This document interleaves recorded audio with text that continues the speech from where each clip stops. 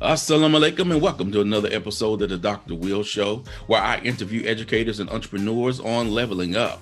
Each episode, I zoom in someone who's dope, and we just sit back and have a conversation on what it means to live your best life. Now, if this is your first time checking out the podcast, this is the Mobile University for Entrepreneurs, and I'm your host, Dr. Will. Today's guest is Kike Ojo-Thompson.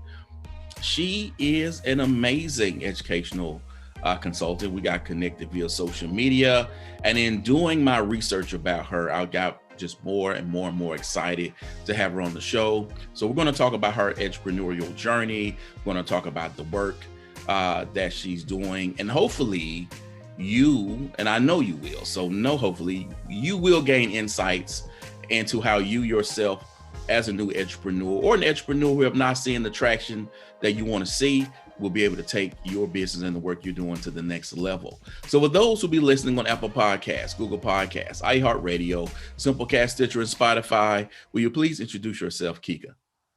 Oh, thank you so much. It's great to be with you, Dr. Will. My name is Kike Ojo-Thompson. I am the principal consultant for Kojo Institute, and we seek to help organizations and individuals to achieve equitable outcomes and ultimately make their spaces better. Awesome. So I'm always curious as to how people got to where they are. What did you think you'll be doing when you were growing up? And how did you find yourself in education? Great question. I was obsessed with this, the documentary series Eyes on the Prize that documents the civil rights era, right? I would watch those over and over again. And I decided at that age, so I was probably like 8, around there when I got introduced to that, that I would become a civil rights lawyer. Well, I'm Canadian. And so we don't really have civil rights lawyers. We have human rights lawyers and other forms of lawyers, but not that. So at that point, I thought, okay, I'll just be a lawyer and, I'll get to kind of do the things I'm really interested in. The teaching piece was, so I, thinking that I was going to be a lawyer, wanting to do something to do with social justice, wanting to tackle racism and eliminate racism. That was what I wanted to do. And I thought the only way to do that was to become a lawyer. So I wrote the LSAT like everybody else, and it was the most horrific experience of my life. Everything from, getting to the site where I was going to do the test writing, like I'm not a logic model, standardized test person, clearly. And I hated everything about the experience, but I was also accustomed to doing well at things. And that first round, I would say my mark wasn't so good. And so I started to think alternatively. And I went to a school here. I went to the University of Toronto for graduate school to do my master's. So I did my bachelor, my BA in sociology with a minor in international justice and human rights. And I knew that I wanted to do work in race and racism. And so after writing the LSAT and sort of having the experience of bombing, which I didn't bomb, but it felt like a bomb to me. And then being sort of open, a professor from the University of Toronto's school, it's called the Ontario Institute for Studies in Education. He happened to come to my university that I was at, which was in Hamilton, Ontario, Canada, and to do a talk. And I'd never heard of the institution that he was from. I was pretty, I guess, naive or sheltered, etc. So he spoke, and I just looked at him and I thought, wherever he's teaching, that's where I want to go. So after my bachelor's, I actually did my master's in a program called Sociology and Equity Studies in Education. Now, a lot of teachers go there to do their either MAs or MNs, but I arrived there having not had a Bachelor of Education as yet. So, and not being clear that I wanted to teach at all. So what I knew I wanted to do was do this work about racism, but there weren't a lot of equity, what I call equity consultants at the time, or anti-racism consultants. So, or I didn't know any. So, but I knew that's kind of what I wanted to do. Very long story short, I started teaching, excuse me, on a part-time basis at a local college after completing my master's. I did that part of my life was about 2 years, I want to say, and started consulting on anti-racism. This is 22 years ago at this point. And then one day I kind of looked up and thought, where am I going to get benefits for dental? Right? I'd gone from being on my parents' insurance policies, and then kind of like I'm doing this consulting work and working part-time, but there were no benefits in that life, right? And that year that I had that thought and that pondering, and I mean, I'm teaching in the college system, right? So I knew I loved teaching and I could do it, but I hadn't pursued a Bachelor of Education yet to enter into the sort of public system of education. So I won the Lincoln Alexander Award. It was a community award for extraordinary leadership in eliminating racial discrimination. So I got the award the year that I decided that I would go into Teachers College, which was super helpful because there was no more room for debt. And so I went off to Teachers College, and then got hired right out of Teachers College into a high school in an area close to my home. So that was it. Since you brought up the Eyes on the Prize series, I want to throw this out there to you because I am from the United States. What does it mean to be an African Canadian? Oh, whew. I don't know if you're ready for this answer, Dr. Will. This is a loaded question. So I guess what I would say is socio-historical, politically, globally, it's more like being in like being from the UK than it would be like being American, is what I would say in terms of excuse me, the socio-political historical context that brings African people here. But what's interesting and complex about this is that we're your neighbors. So we are attached, we are cousins. You know, I don't know a Black Canadian that doesn't have American-born cousins and multi-generation even. So there's that historical piece that is also, driven by colonialism and colonial, the colonial project. So for example, my mother's from Trinidad, my father's from Nigeria.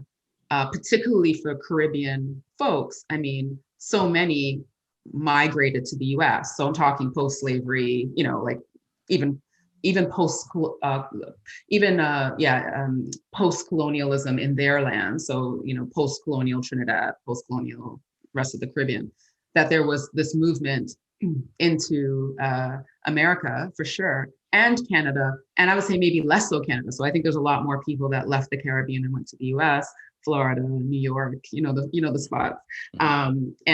So most of us who have a similar heritage as mine, meaning that our parents are from the colonial, post-colonial spaces, so the West Africa, the Caribbean, whatever, our families tend to have, linkages in the US and then in Canada and often the UK.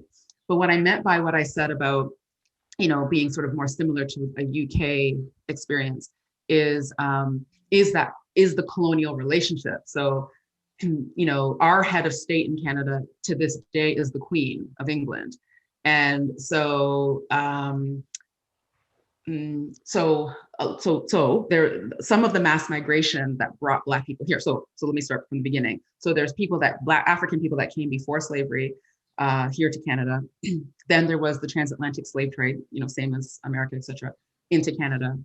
Then there was the Underground Railroad. So I'm talking about all the ways that African people came here. And then, fast forward several hundred years, and you have sort of these moments where, because of the Commonwealth relationship, with England, there would be different openings in terms of the immigration policy. So in the late 60s and early 70s, there was this opening that said, come on up, Caribbean people who are prepared to do skilled labor. So that was one subset. But like my father, who came to Canada from Nigeria on a Commonwealth scholarship and went to a Canadian university on scholarship, that was another way. So that colonial relationship had a particular draw from particular parts of the world. And so for us, Canada has never dealt with its anti-Black history, has never contended, has never resolved, has never come to terms with. So the way you all in the US had, the civil rights movement and this thing that was televised and recorded and documented, et cetera, and this fight took place on air, basically. Canada hasn't so much as even officially, well, let's put it this way. If you tap the average Canadian on the shoulder today, Black or white, they wouldn't know that we had over 200 years of the transatlantic slave trade. In fact, they would tell you we didn't. They wouldn't say, oh, I'm not sure. They would say, no, we flat out didn't. And that we are better than the US. This is a better place to be, and we are better than the US. And therefore there's a kind of a righteous, there's a righteousness. But there's also an unwillingness then to talk about anti-Black racism. And there's a reaction to that. So you put all this together, then you have, maybe I would say since the late 60s. So you have like the original coming and those things, but then you have this period from the late 60s until now of consistently, new generations of Black people being born here and being Canadian born like myself, but not being really allowed to claim this Canadian identity. So it sounds like, where are you from? Says the white Canadian to, or not even, sometimes the white new immigrant even, says that person to me. And I say, I'm from Toronto, right? And they say, no, where are you really from? And that is a common experience for Black Canadians, is that we don't ever get to really be from here. Now, here's the trick. When I used to spend time in Trinidad, and I still do, except for COVID, right? Growing up, I'd spend summers with my cousins and my grandmother, et cetera, and my uncles, et cetera. So to them, I'm the Yankee, right? Like I'm the Northerner, the foreign North, which I wasn't a Yankee because I wasn't from New York, or, I was Torontonian, right? But it's just that Northern, all of you from the North kind of thing. And so I wasn't allowed to be, not like they disallowed, but they, I clearly wasn't of that space. And then when I'm here in Canada, where I was born and raised, educated, and professionalized, I also don't get to be up here with the, as evidenced by this return question. No, where are you really from, right? So to be Black Canadian is to be a hybrid, is to live in a land that never reflects back that people like you are from the space. So here's the last twist I'll add to what that means. So all of our media, all of our art forms, well, not all, the vast majority, we are invisibilized from. So what you'll hear, it would not be strange for you to go into a classroom, high school, or even college, and hear Black people Black Canadian born, refer to themselves as African American. They don't even know what they're even called. They don't really, their identity is so bizarre mix of the consistent American influence, because we watch all of your TV, we're hip to all your stuff, right? And it informs so much of who we are. In fact, less so the UK Black Brit stuff, right? But I personally have found lately that I'm so attracted to the Black Brit narratives, like, I May Destroy You, like the work of Michaela Cole, the work of, Top Boy, and some of these other Black Brit shows, because if you want to know what it's like to be sort of a Caribbean African Canadian, or African parents Canadian, or Caribbean parents Canadian, or Canadian Black, if you watch the UK representations of media and art, it's closer to, I think, our day-to-day reality than the American context, but we're physically closer to you. I will leave it there. It's complicated. I get it. So to add to that, you have spent time in America, you've lived in America. Once you were here, how was it being Black for you, being that you were Black from outside of the United States? So I love these questions so much. I'm going to tell you the story that happened once. So part of being Canadian and having that colonial relationship is we use a lot of British language forms and ways of talking about things. So I was, I worked for the city of Atlanta, creating an environmental justice program, their first. And so I dealt with a lot of maps. So I was holding a map in my hand, and I had run out of this thing that I needed. So I went to the admin for the floor, and I am holding the map, and I had my hand, and I said, do you have any more, I'll tell you, I want to be clear what I said, elastic bands. And I did my hand. So I'm holding the map, and I go, do you have any more elastic bands? And she was like, what what are you asking me? Right. And so I'm like, and I thought, do you have any more elastic bands? And she was like, elastic? She goes, I don't know what you're asking me for. Right. And so I had to think, okay, what is the other way to say this? And I was like, rubber.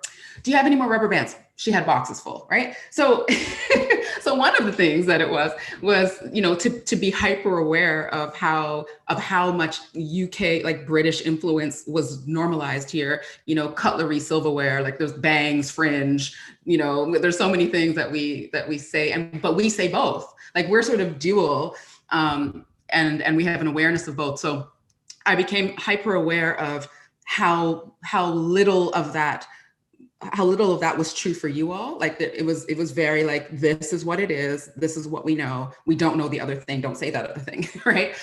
So that was one interesting thing, but it was a whole lot of like, you're from where? Toronto, Canada. Really? Yeah. The people like you live there? Mm-hmm. Lots of us, a whole bunch. Right. But I mean, we're only 2.9% of this country, Black people. I happen to be from a city that has about 9% Black, which is probably, if not the number one in density of Black people, then maybe two, but top one or two spaces in the country. And so that's tiny. And so, I lived in Atlanta, my God, it was 70% Black, right? So how did it feel? Liberty. I always tell people that when I'm in the US, almost anywhere, and I have a story about that, I feel more seen, heard, safe, and accounted for than I do living here and being born and raised here. I still feel more, it's not so shocking to have a Black person around in America, and in Canada it can be, right? Outside of these spaces, like I'm from, like Toronto, outside of that, and the Toronto area, the greater Toronto area, it can be, like, oh, a Black person kind of thing. And that grows tiresome. And so there is a yearning for when you can find Black pieces of the US, that is a very soul fulfilling. Like I've been to, the Essence Festival. I can't even count how many times. Like I lived in Atlanta, for God's sakes, right? Like I didn't choose, but the joke that was so interesting to me was I went to the White Privilege Conference in, what would that be, 2018, I think, with Dr. Eddie Moore. And it was in Cedar Rapids. And I promise you, Dr. Will, when I landed in Cedar Rapids, even in Cedar Rapids, I felt like, well, they know Black people. Like it wasn't this kind of, Black people are so obscure and so strange. So I don't want to misrepresent what's happening in Canada. We are here. I mean, people like me are here, people that look like me, that, aesthetically, et cetera.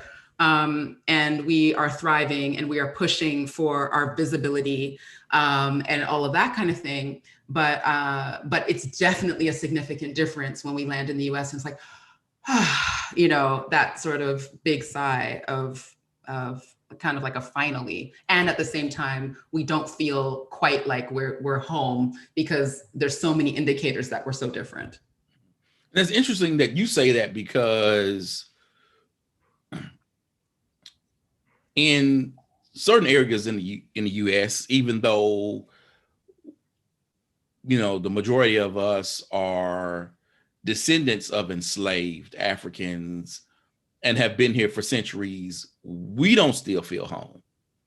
Okay. Right? Because of how we are represented in the media, how we are represented in corporate America, how, quite honestly, this country loves for us to entertain them.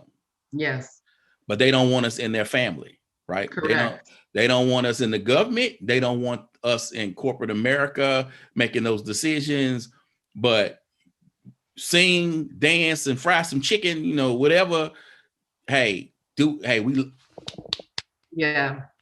thing. And so that's one of those things to where, for me, it's like, wow. And so when I am able to have someone, like you on the show, I've had people from,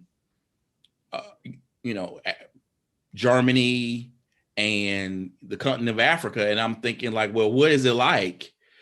Because it's interesting that Blackness sort of changes depending on your geography. Isn't it great? Yeah. Wow. And for me, black is black to me, because the people who don't like us don't care Right. what our surname is or where we're from. Right. It's true. Or our shade, which I think Yes. is also a really interesting piece, right? I mean, we see sociologically in terms of data that it does matter your shade, like on a large scale. But at the same time, not being pure white is just not being pure white. And that's just not, having African descendancy is just having African descendancy, and you can't, it doesn't really matter. But no, your point is, I hear you. And I guess I don't want to sound like the typical, like there's a thing here where people romanticize Black Americanness. Romanticize might not be the right word, but they idealize it, and particularly people who never left here and have never lived. So I feel like I lived in probably one of the best places to live as a Black person in America, having lived in Atlanta, but one of the best. I don't think it was the best, but it's just to say that to live there is to understand the complexities and the good and the bad of it. Mm-hmm. And in the end, because to your point, we're all having an experience of being othered on the entire planet. Like really just on the continent is where we are not completely othered, and so, so, to be Black is to be othered in your own land, really everywhere. And that we share. That's what we have in common for sure. Yeah. I just hope that at some point we can get beyond barriers that either other people have put on us or we put on ourselves, to understand that we are on our own and we've all we got, so no matter where we are on this earth, and that we need to work together. Yes. And pull our, intellectual, our cultural, our artistic, our economic skills together, because if we all did that, that changes the game for all of us. Yeah, I mean, it's interesting because one of the things that Atlanta was really amazing for is it was at least good to see that that influence and power capability, the ability to come together, decide something and make it so, because there's enough resources among us, to figure it out. There's some really powerful entities there. I mean, I won't even name all of them, just functioning in the background half the time and making things so, so that was amazing to see. The other thing I think is interesting to flag is that the level of capitalism that the US is on, right? The level of neoliberalism, the level, right, of individuality and meritocracy and things like that is an interesting thing. So it has, a bad impact on us en masse and trending, and in terms of, the group experience, I would say. But it also allows for, some exceptionalism, a lot of exceptionalism, and the ability to kind of use that capitalist frame to the nth power and sort of gain. So, there are, proportionately many times more Black millionaires and billionaires in America than there are in Canada. I'd probably say than there are anywhere else on the planet. And but it comes with the negative of, that's like supreme and severe capitalism at play, which I think overwhelmingly has negative impact on all of us, if you catch me. So it's this, but it's because of that, and because of the resource accumulation and acquisition, that we, there's some power and there's some, so it's really, America is interesting for that reason as well.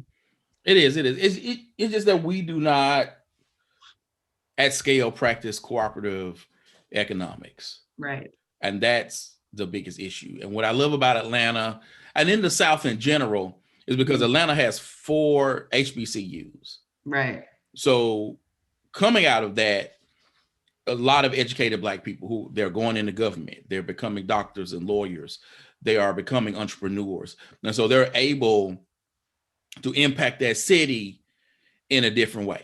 Just like when you go across the South, where most of the HBCUs are located, which in fact, if you look at the data, most Black people who go on to become doctors and lawyers and judges and entrepreneurs, et cetera, nurses, educators, got their bachelor's degree from an HBCU. Right. All right. Even we look at the vice president, she went to 2. Come on. And so you're talking about these institutions made for us are creating opportunities for us to get to the next level. And we don't have that at all. Yeah. Right. There's no such thing as an HBCU here. If you're going to go to university, you're going to the whitest, most ivory of the ivory tower. It is as ivory as snow. And good luck trying to survive it. And I think to your point, if you want to see whose trajectory lands in, like, you know, doctor, lawyer, et cetera, it's people who had, I think, safety in the beginning of their post-secondary journey. And we absolutely don't have that. It's in fact extraordinarily unsafe to be, and, you know, there's only so many schools that are in the city. So it forces you to have to go, you know, into, it's not even suburbs. It's like, you know, other cities that aren't Toronto, for example, to get educated, where they're like overwhelmingly white. They're known for their, you know, right-wingness, their racism. So going to university in Canada means going into that kind of space and having to survive it before you can even, you know, attempt to become a professional. Right. And so I think you're right about the grounding that HBCUs offer, particularly at the bachelor's level. Yeah. I attended one. And so when I left, you couldn't tell me nothing. Right. Like, comfortable. Yeah, you know, you couldn't tell me I couldn't achieve X, Y, and Z. Right. I knew I had that in the bag. But they also told us that we were intelligent, we were smart, and told us that you got to go out there and go get it. But in addition to that, make sure you get it for others. That. Oh. So that was different. So it wasn't you just go out there and become Oprah, but when you become Oprah, what do you do with that? Right? You don't just become Oprah and you go live somewhere else. You take that money and you reinvest in the community. You build Black schools. You build hospitals. You do these things because we are a part of a community, right? And so I tell any Black student that I come across working at a K through 12 school district, go to an HBCU. Some of them can have an ACT score that will open them up to, you know, any of these PWIs in the state or across the country. We had a student who was waiting on Harvard. Her ACT score was so high. Wow. But I always say go to the HBCU because not only of the quality of education, but the people you're going to meet. What I say, the deliciousness of Blackness, because you're going to meet Black people from the continent, from the Caribbean, from lower social economics to Black people whose parents have, you know, their third generation money. And in that mix of seeing Black people in every existence that we are in, and then getting the education and then having the professors and mixing with everything, that is going to set you up for a life that is, you know, the sky is the limit, because you will never limit yourself because you don't see those limitations. You don't see them around you. No one even speaks about it. And the sense of even the competition, like, you know, when you go into that library and you see people hustling for that knowledge, but they all look like you. You're like, oh, damn, I got work to do. I got work to do. I got to go get mine. It's different.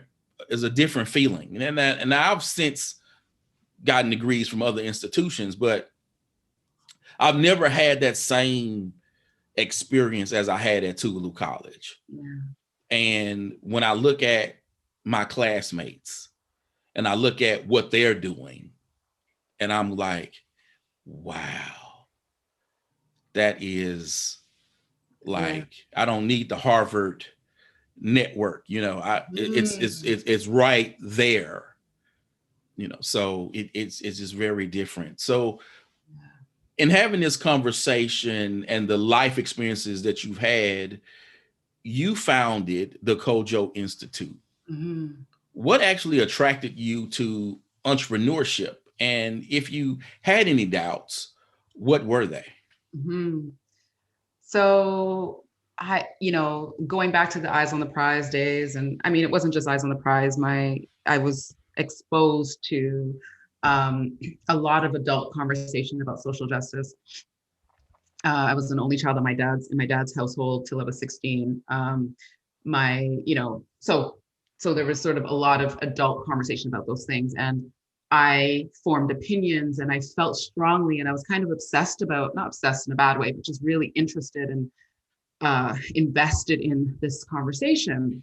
And like I said, I thought that the only way I could do the work was through law. Had the experience of attempting to do the test, etc. And was still envisioning, like, I want to do that. Like, I want to do that. I wasn't sure how to do it and make a living. I still didn't know that it existed. So what happened was, like I said, so I graduate with the master's, and I'm like, oh, so those people are looking for someone who knows this stuff to execute a task, an event. I'm trying to think of some of my clients. Some research, some kind of conference, things like that. And I would start picking up those jobs, and they were for contract work. So so it was like, oh, contract work. Oh, that's interesting. Okay. Oh, register. Okay. Need a tax ID. Okay, cool. Right. And you just, it's like followed my interest was the first thing, followed my interest, and kept my interest central, even though I didn't know that it could pay for my life, right? But just kept it central, and did the things needed to make it happen. So it's like, okay, I want to do that opportunity. Okay, I need a tax ID. Oh, okay, well, let me name this thing. Right? It literally happened like that. I wasn't sitting there going, I want to create a business. What business should I create? It was, I want to do this thing. Oh, now I need to open this. And literally that's how it started. And then I started to understand, oh, I'm a business owner. Like, this is a big, because the relationship you have with your tax accountant at that point is slightly different. And, everything kind of changed. And I was like, oh, okay. So 22 years ago, I did that. That was how it started. And then I continued to understand myself as a consultant and stay alert to opportunities. I can't even say I looked for them, but I stayed alert to them. And then more and more came. And I mean, so I start that, then I go to teachers college. And so, on the side and in the summers, work it. Okay, back to the classroom, work it. Then I get the call, you're moving to Atlanta, right? So you're gonna work for the city of Atlanta and create this environmental justice thing. You know what? Kept my primary focus and interest central, looked for, stayed alert to opportunities, continued to push the business. In fact, it was in Atlanta that I put up my first website, so it just kind of kept, like, it never left me. And then I came back here and I just kind of took up where I left off and kept going. So I did this work, the business, on the side of 3 different careers over I would say, because in the 19th year of running it on the side of things, I turned to it full. So 19 years after starting Kojo Institute was when I said, okay, I'm not doing any more other things. I'm just focusing on Kojo Institute. Did I answer all of your question? I think you asked me something specific. Well, if you had any doubts, because when I have that, yeah. How did you sort of push through those doubts and sort of figure out how everything was going to work out? So I mean, I had the benefit of, I was a high school teacher in a local, we call them boards of education, so a district board. And then I was in city government, and then when I came home, I was in child welfare, so like child protective services, a regional, and then provincial, so like say statewide, for example, to make the apples and apples. And so I had the security of really good, as I was in senior leadership, really good, well-paid jobs, more than jobs, careers, and whatnot. And so the doubt piece for me was that by that 19th year, I had been seriously considering turning my full attention to Kojo Institute for about 9. So right by the 19th year, it had been 9 years since I'd been like, okay, I'm gonna leave, right? I'm gonna do this only. And so the doubts were like, could this thing pay for my life? Could it take care of me? And I remember talking to a mentor. I call her my white godmother, Lorna. And she was like, you can do this. Okay, fine. She's like, okay, fine. Save 6 months worth of expenses. Cause like at this point I've, I had a home in Atlanta, I had a home here, like I have responsibilities, I can't just be out here willy nilly. So so, she would keep telling me, okay, fine, save 6 months if you feel that insecure about it. Well, I mean, that didn't happen. Right. So literally it got to the point where, I had so much going on in Kojo Institute while having these really high level careers that I believe the universe pushes me to even to leave teaching. Most people don't leave teaching. You get into teaching, you're riding that. You might go from teaching to, vice principal, superintendent, et cetera, but many don't leave the profession. And so even that, right? The universe provided an opportunity, and at a time in my life where I didn't have attachments I could leave. I could just pick up and go and see it as a wonderful adventure, and whatever, if it doesn't go well, I just come back, right?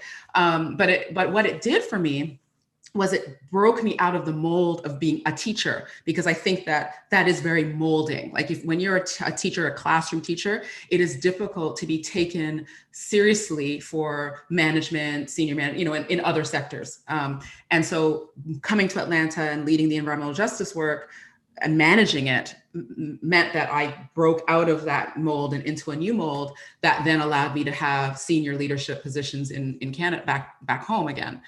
And so the point that I'm making is there came a time when the universe was like, okay, I'm going to make you super uncomfortable.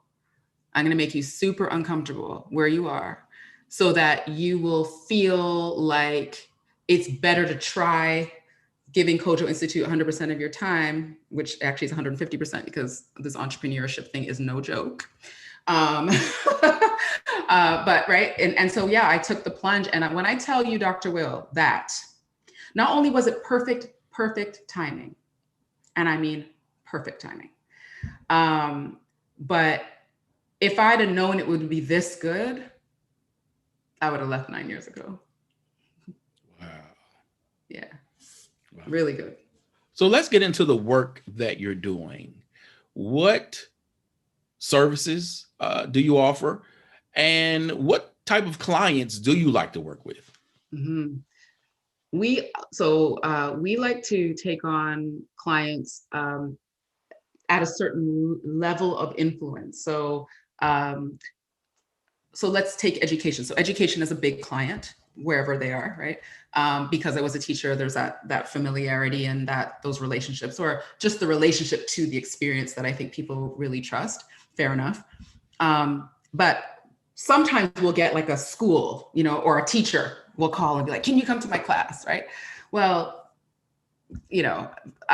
for me, because I'm such a system structure thinker, like I literally think about systems and structures first and foremost, because I understand that that's the site from which all else follows, right?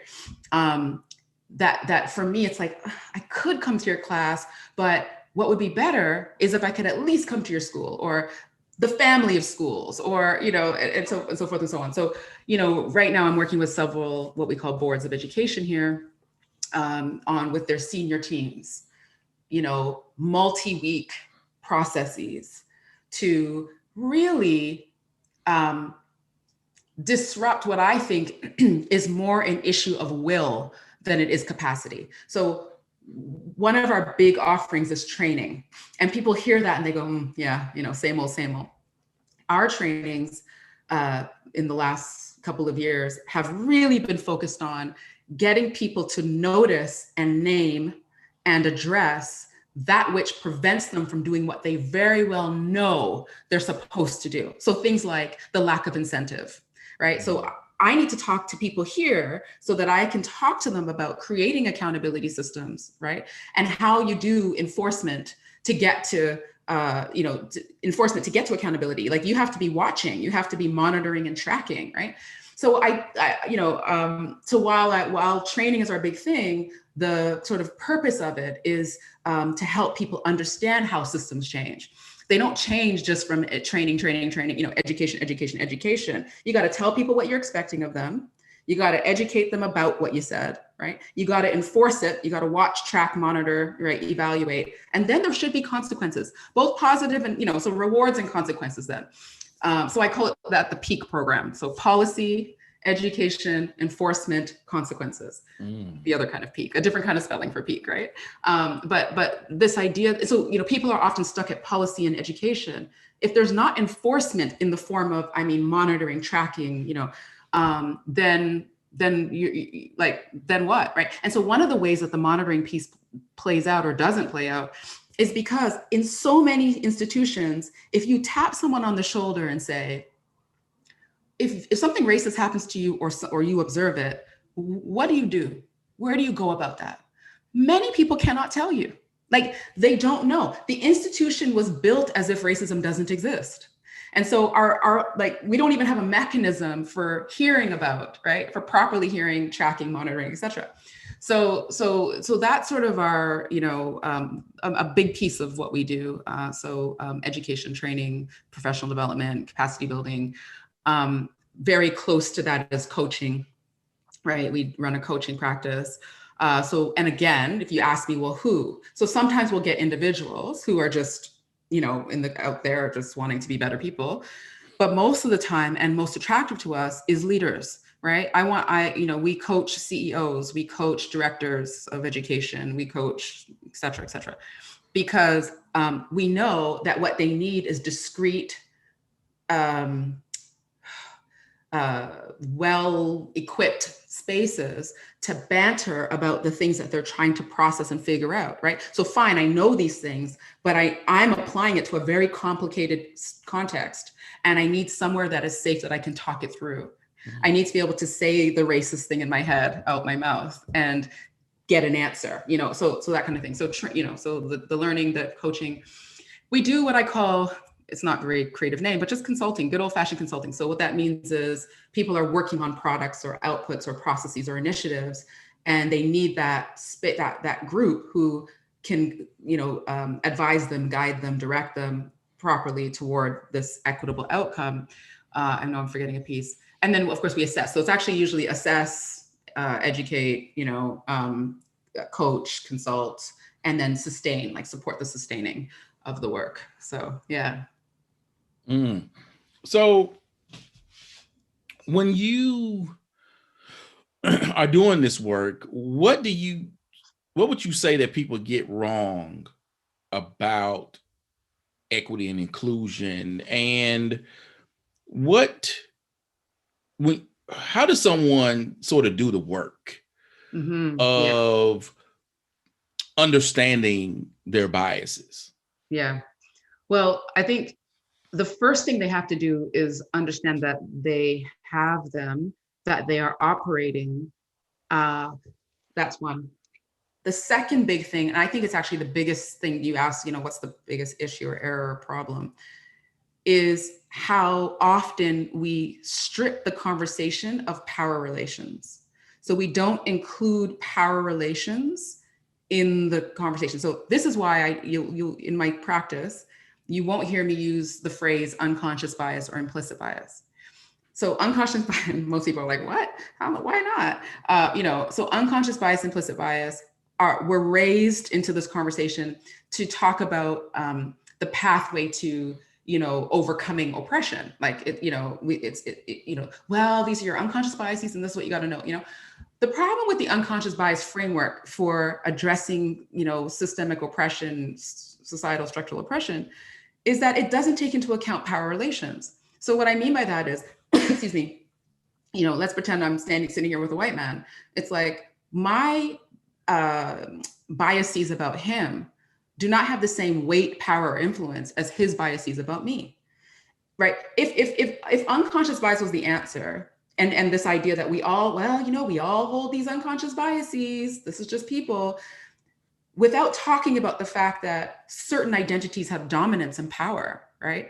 And that it's their biases that is causing the outcomes that we're having. To talk about unconscious bias in a vacuum does not explain the trends that we're seeing, does not explain the disproportionalities and the disparities. So for me, this is a useless framework.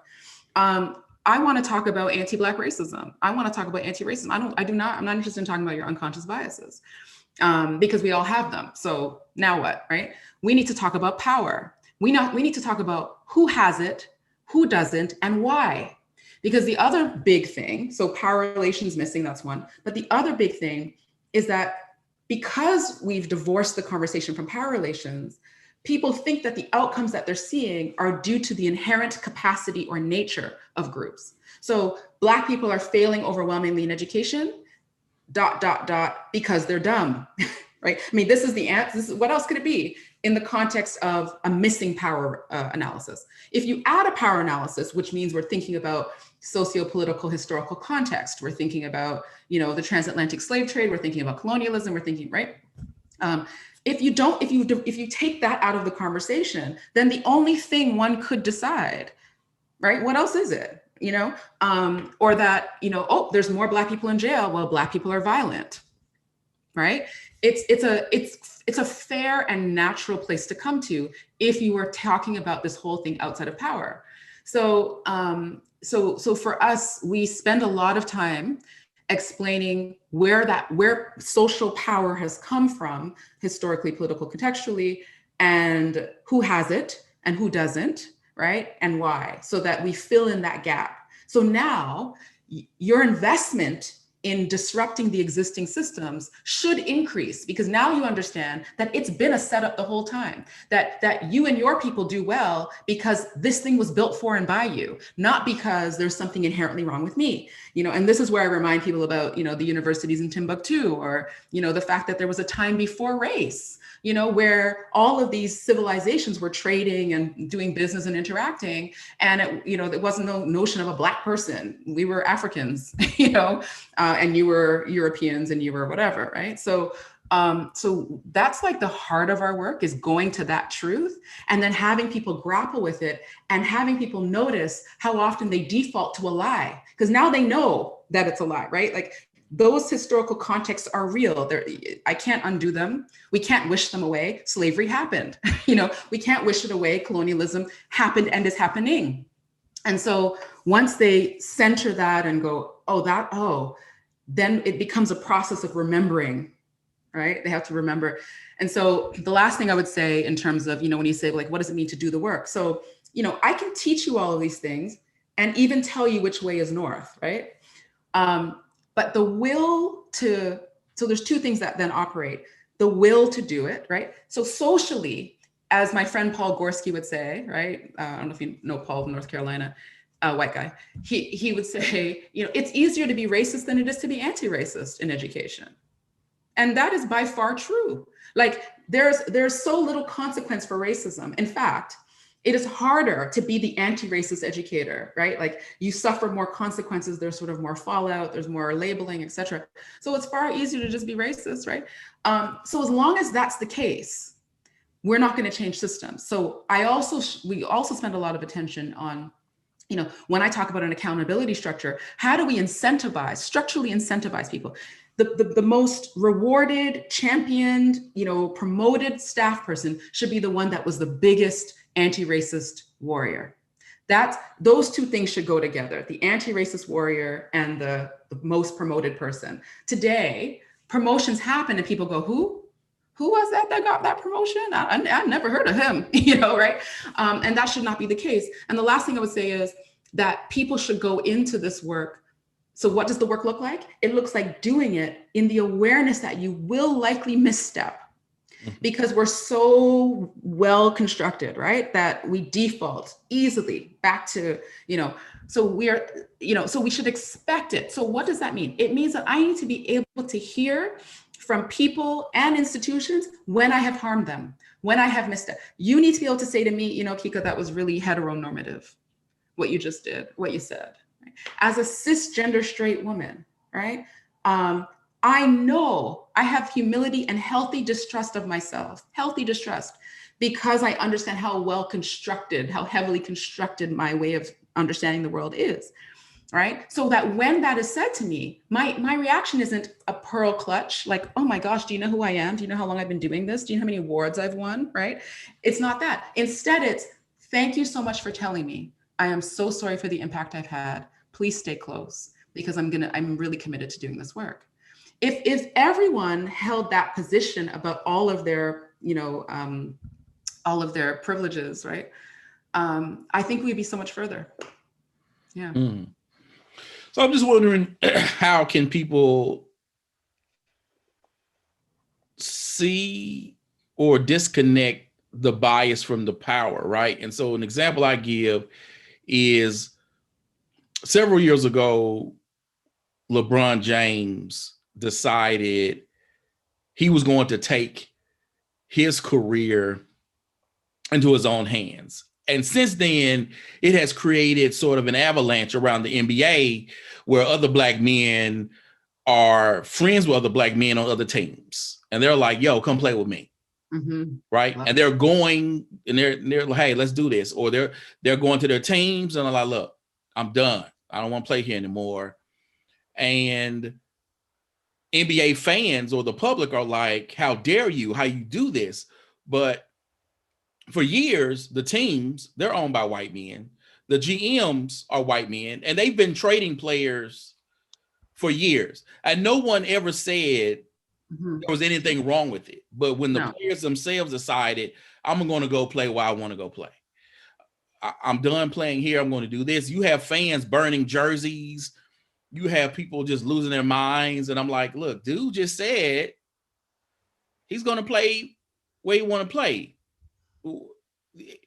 If you're a nurse and you decide you want to go work at another hospital, you do that. No one cares about that. But the fact that these Black men, millionaires, are deciding their fate, now you have people looking at it a little strange because they've never seen that type of power being executed by Black men.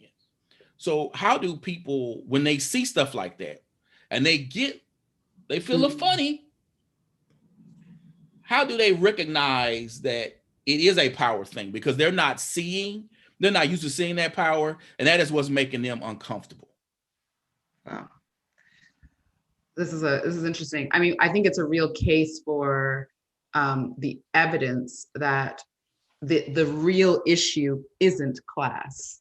You know how people will say, oh, you all like to talk about race, but the real issue is class. Apparently the real issue isn't class because like you said, we have millionaires attempting to just exercise their liberty to make decisions for themselves, their careers. And to your point, people have issues with that, but don't have issues in other contexts. And so it really goes back to the fact that they are Black people, Black men. Yeah, I mean, the question is, I think, bigger than me. I mean, for me, it's just evidence that race trumps so many things, that race is such a salient operating framework on our planet. And that those original hierarchies of the junk science that is race, where the Negroid was on the bottom, is reproduced over and over and over again in so many ways. I think what I would like to see, you raised the athletes world, is first of all, that they would say, like, you all are attempting to run a plantation, and we're free since state of the year, and so, but I think saying that would be really helpful because it's like a jolt of like, oh, geez, yeah, maybe okay. But I think generally, I think that there's a silence from players of all this, like NFL, NBA, even our artists, right? Drama, et cetera, like actors, singers, et cetera. There's a power that I feel like they're not picking up and not utilizing all the way. and a collective power, and just, they're millionaires. There's not much that anybody can do about that. Like, they're not going to, you might impact your career if you are an activist, but you're not going to be broke. You don't have to be broke, as a result of it. In fact, you can Kaepernick it and parlay it into, into more and better, and do things for other people. So I think that this is a good wake-up call for the actual players themselves. It's like, you have money, but you're Black. So, this is what you get. So what are some of the challenges you experience in doing the work you're doing? Mm-hmm. Well, I think there's the toll that the work takes on the body. I think that we are hardwired to be conscious of danger, and that danger doesn't have to be a dog bite, or whatever. It can also just be like, you're in the presence of white supremacy, it. You're in the presence of anti-Black hate, it, right? Or hate is not a word I use often, but just anti-Blackness. So it. So for me, I literally put myself in those spaces on a very regular basis. Not that those people would, say and that they identify as white supremacists, but that the thinking pattern is definitely anti-Black, it's anti-African, and it's white supremacist, whether they realize it or not. And so that creates health-related reactions in the body that might not be immediate. Like, you don't necessarily break out in hives, but over time, it's like a slow burn, right? And so you see it in some really big ways at times. So self-care and space and time and not doing too much. And I don't take my own advice, but if anybody's listening and they want to do this work, self-care, don't do too much, spread it out, and really get in. When I say self-care, really, for me, it's about immersion into the things that feed my soul as a Black woman. Yeah. Yeah, I was going to ask you, like, how do you, for lack of a better way, wash it off? When you are in the midst of that, how do you, like Jay-Z said, dust it off your shoulder and keep it moving? I used to literally, I had a role in child welfare and leadership where I would literally come home and shower immediately, not because I was dirty, not because, of anything in particular, but the energy was like a film. Like, I absolutely felt it. And I used to come home and have the hottest showers right after work, to try to kind of like get that off of me. So yeah, I think there's actually something about this thing about getting it off. But more importantly than getting it off, what I learned later was I had to layer myself so that it really never got onto me. So I literally would not leave home to go to work until I'd had my 20 minutes at least of process of spiritual practice every day, before I would even enter into that space, because it was so, and I mean, that's not the only space. Even today, like, I mean, as a consultant, the good news is that I get to kind of come in and out of spaces that are toxic and problematic, but I definitely go into them. And I know often when they're going to be, and sometimes they're worse than I thought they'd be. So I get kind of walloped over the head, or, and so there's all that going on. But the thing is to have a practice where you are intentionally preparing yourself and, layering yourself with protection wherever you seek yours, right? Wherever you get yours. So, yeah. I just don't concern myself, right? with it. I tell people I don't mind having conversations with people of differing opinions than myself, but I don't deal with crazy. So if you tell me racism doesn't exist, we're not having the conversation anymore. If you tell me, Black people are this because of X, Y, and Z, we're not having the conversation, anymore. I'm done with that. And I also focus my energy more on Black power. Yes. So it's about my side hustles. It's about becoming more educated. It's about, talking to Black people about understanding that we don't feed each other. We don't educate each other. We don't clothe each other. We don't employ each other. We are solely dependent on others in the system to do that for us en masse. Yeah. And that there are things that we must do as a people collectively in order to gain that power to where we are we can self-determine where we are and who we are and where we're going to be. And then when you come to that table, that's a different conversation. Yeah. And that's why I focus my energy. But it's interesting when you say, like, I don't concern myself. So given what I do, I'll give you an example. I was explaining that the democratic process that we use for decision making in most big organizations, the one person, one vote kind of, all say aye, nay, kind of thing, is really detrimental to organizational system change for equity because of the numerical minoritization that is usually present. So it's like me and the two other Black people know that this decision is wrong, but there's 12 of us at the table and 9 people don't see it. So they vote for it and the 3 of us vote against it. Like, so that's an example of a tangible change that I might talk about, right? You can't use democratic process if you're trying to do equity when the people that you're trying to create equity for are minoritized in your space, numerically minoritized. Well, you are disrespecting democracy.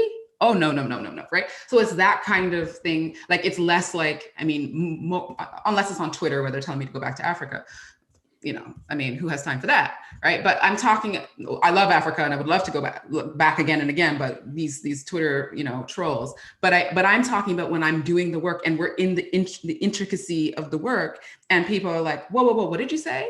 Democracy, right? And so they're like, but democracy brought us this, and this. And that's like, yes, I'm not talking about all of democracy. I'm saying that in as far as equity change in your organization, that very thing that you think is neutral is not neutral, right? And these are the kinds of like dig downs, and then they get indignant, and it's like, this Black girl doesn't know history because democracy is an important historical pillar, and so then they start to, what's the right word?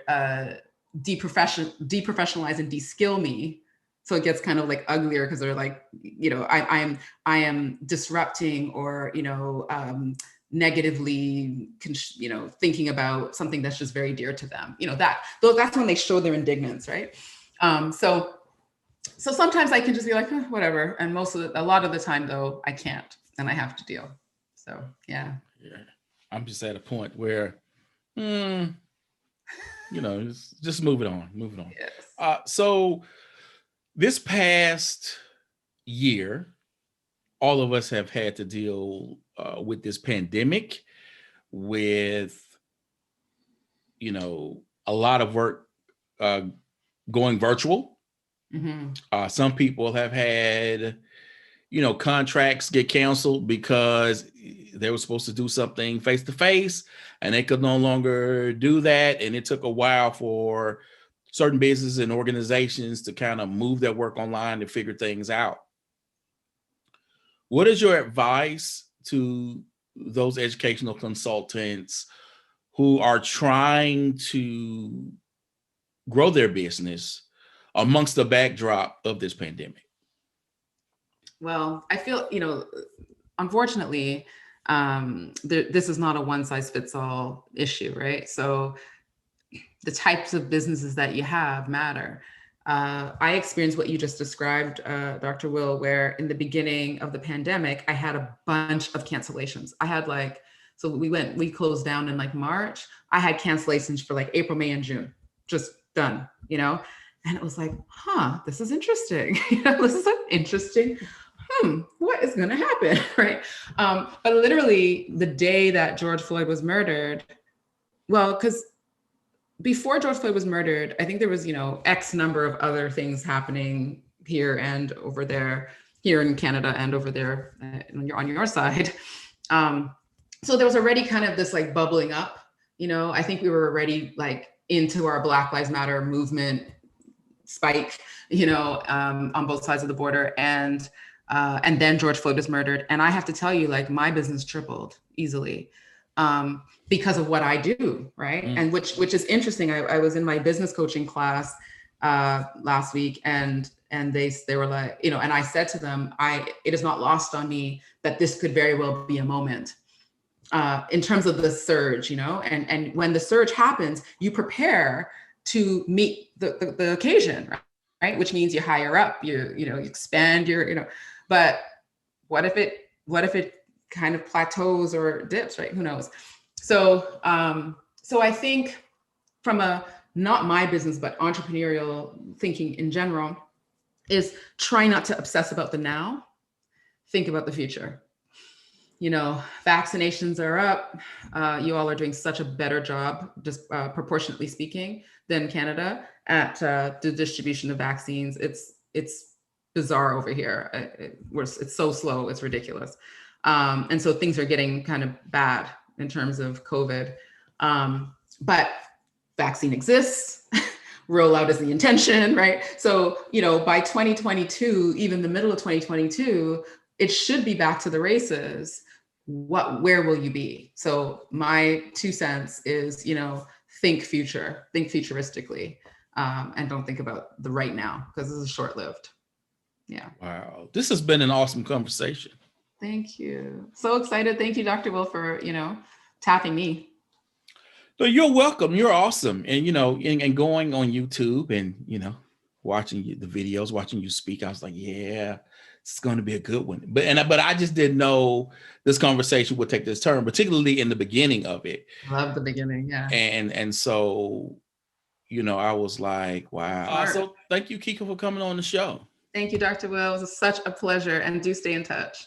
Excellent. Will do. Now, people, you know how I do this. This podcast episode will be on Apple Podcasts, Google Podcasts, iHeartRadio, Simplecast, Stitcher, and Spotify.